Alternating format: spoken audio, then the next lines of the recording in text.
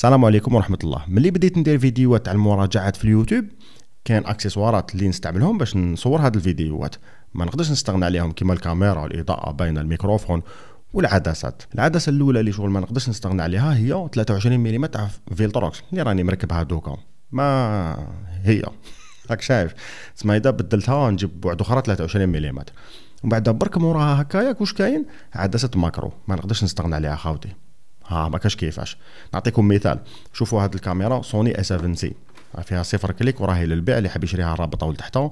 اشهار زبادي. كي نحب ندير لكم مقدمه تاع هذه الكاميرا سوني نقولوا نوريها لكم زعما من الاوفر هاد شوت، الكاميرا من الفوق بعدسه 23 ملم زعما نحيها من العلبه وكلش، بصح من بعد نحب ندخلكم في قلب الكاميرا نوريكم هذوك التفاصيل، الازرار هكذا الصغار، الكتيبات وكلش، باش شغل تحس شغل ايمرجن، شغل تدخل في الفيديو، تدخل في هذيك الكاميرا. فهمتوني اش حبيت نقول؟ هنا وين يدخل الدور تاع العدسه ماكرو.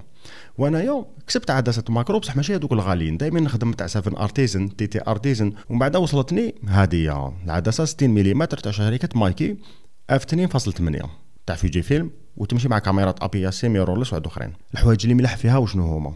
شاربنس، حده الصوره هايله في الوسط، تتحكم في هذوك الكروماتيك ابيريشن، هذوك الالوان غير المرغوبه اللي تجي في الاطراف كي تقابل الاشياء. المهم حاجه اللي مليحه فيها واحد الرينج اللي دير به التركيز، فيه واحد الحروشيه هكايا شحال هايله، يدك ما تزلقش. كاينه حاجه اخرى تتحكم كاينه في هذاك الفلار، هذه شغل ماشي كي زعما نقولوا نقابلها على معك شعفسه والضو راهي على اليسار زعما هذيك الضو تاثر فيها بزاف وشغل تنقص من الكونتراست. لا شغل فيها الملتي كوتينغ هذاك عجبتني، حاجه باينه. لو كان تقابلها مع كاش اضاءه مصدر قوي هكذا كيما دوكا في هذا الفيديو حدير لك شويه الفلار هكذا وتحكمت فيه. لو كان نقارنوها مع هذيك تي ارتيزن 40 ملم شغل هذيك تولي لك كاع بيضه، هذيك تي ارتيزن شغل فينتاج لانس. بصح دائما نوليو للسعر، هذه راهي 180 الاخرى تحت 100.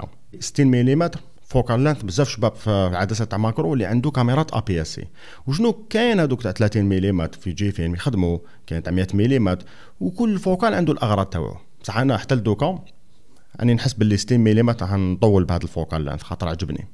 وبما انه العدسه هذه 2.8 تقدر دير شويه عزله الخلفيه هذاك البوكي تاعها. انا في رايي شباب شويه دوك نوريكم شويه تصاور وقولوا لي واش رايكم. لكن لقيت فيها امور ما عجبونيش. الحاجه الاولى فيها شويه دارك كورنرز، وهذاك الفينيطاج شغل ما يطول باش يروح ولا بالك ما ينقص كاع. دوك نوريكم صوره السما وشوفوا بعينيكم. كاينه مشكله صغيره متعلقه بالشاربنس، حده الصوره تاع هذه العدسه في الوسط انا عجبتني في الوسط هايله، بصح في الاطراف تنقص كما راكم تشوفوا. هنا راني في اف 2.8 نورمال. بزاف عدسات في وايد اوبن ينقصوا شاربنس تاعهم في الاطراف، بصح هذه حتى لو كان زعما تغلقها اف 4 تقعد شويه ماشي شارب في الاطراف. هايلك اف 5.6 هي تسقبت شويه مقارنه مع 2.8. هاوليك الفرق بيناتهم اوب راني في 5.6 بصح مازالها شويه ماشي شارب. وانا قلت كي نلحق اف 8 كيف تسقم، بصح ما تسقمتش بزاف. وين تسقمت؟ في الاف 11 في رايي.